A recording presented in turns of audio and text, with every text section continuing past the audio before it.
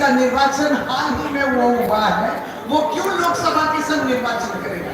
इस तरीके से बेबुनियाद कुछ जो है उनके आइडियाज जो है घूमते रहते हैं। इसलिए किसी ने कहा मोहम्मद बिन तुगलक, आज ये तो कल वो, कल तीसरा, कल चौथा, आप व्यस्त रहिए और यहाँ बेकारी जो है बढ़ती रहेगी, चीजों के दाम बढ़ती रहेगी, गैस का दाम और नहीं कम होगा, पेट्रोल का डीजल कम नहीं होगा। इस तरीके से जो है भारतवर्ष चलेगा। बहुत गंभीर समस्या है। आज हम लोग उस दिन देखे कि अभिषेक बंदोपाध्याय बहुत चुभा है, बहुत चुभ रहा, हार गए, सब इलेक्शन हार रहे, फिर भी बाहर जा जाके बड़ा बात कर रहे हैं। गैस का दाम नहीं कम होता। अभिषेक बंदोपाध्याय बोले हैं कि 2024 में लोकसभा आम चुनावों में देश भर में जब इंडिया अलायंस जो बड़ी है, जब वो सत्ता में आएगी, तब ये गैस का दाम 1200 से लेके कम होके 500 रुपया हो जाएगा। बहुत चुभने लगा, बहुत घबरा गए। अरे इंडिया का नाम सुनते ही घबरा गए। अब सब कुछ हो गया भारत। भाई हम लोग भी भारतवर्ष करते हैं, हम लोग जो जनगण मन कहते हैं उसमें भी तो भारत बोलते हैं। আমরা ভারতের সংবিধান हम लोग बोलते हैं कि नहीं? भारतेर संविधान, कॉन्स्टिट्यूशन ऑफ इंडिया, जो वो कहती है कि इंडिया अर्थात भारत, पहले ही अनुच्छेद में पढ़िए, संविधान के पहले अनुच्छेद में ही लिखा है इंडिया बना अर्थात भारत, यूनियन ऑफ स्टेट्स, बहुत सारे राज्यों को लेके भारतवर्ष बना है।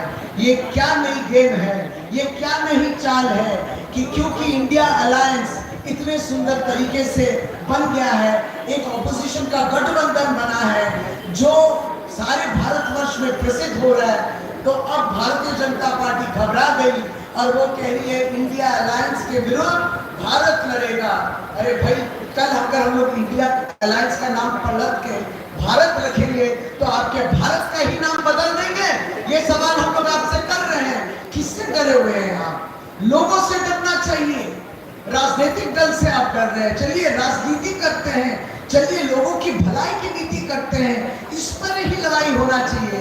लेकिन आप तो कुछ नाम वाम लेके जिस तरीके से लड़ाई कर रहे हैं, भारतवर्ष देख रहे हैं। हम बोलते बोलते भी भारतवर्ष बोल रहे हैं, हम भारत के नागरिक हैं, I am an Indian citizen. लेकिन ये कहना कि और हम इंडिया नहीं बोलेंगे, अब सिर्फ भारत बोलेंगे, सारे विश्व में सबको मालूम है भारत बने वो हुआ इंडिया। इस जगह जो है हमेशा नाम बदलो, हमेशा नाम बदलते रहो। अब नाम बदल शहरों का नाम बदलो, राज्यों का नाम बदलो। अब कहीं ना कहीं भारतवर्ष ऐसा करेंगे कि भारत का नाम बदलेंगे। इस तरीके से राजनीति और इस तरीके से लोगों की भलाई नहीं होती। आज आप लोग इतने जगह इस जगह जा रहे हैं। आज ममता बनर्जी जो है यहाँ पे इंडस्ट्री बने, यहाँ पे लोगों की जो है खेती बाड़ी ठीक तरीके से, आज रेशन जो दिया जाता है, बिना पैसों का रेशन जो दिया जाता है, इसमें भी दीदी जो है एक बड़ी उनकी भूमिका है। आपको मालूम है कि एक समय ऐसा था जिसके नाम पे बीपीएल का नाम था, बीपीएल तालिका में जो नाम था, उन लोगों को रेशन भारत सरकार दे रही थी। इसमें देखा गया कि 3 करोड़ बंगाल में जो है छूट गए, जिनमें जो भी कारण हो बीपीएल में नाम नहीं था। उनका गरीब लोगों का जो एक लिस्ट बना है वो नाम नहीं था, क्योंकि जनगणना जो हुई थी 2011 में हुई थी। उसके बाद तो जनगणना नहीं हुई। वो जनगणना के संग भी ये नाफसा का काम होता है या बीपीएल का तालिका का काम होता है। 3 करोड़ लोग छूट गए बंगाल में। भारतवर्ष बोलता है नहीं देंगे, ये सरकार बोली नहीं देंगे। तब दीदी क्या शुरू की? दीदी खाद्य साथी शुरू की।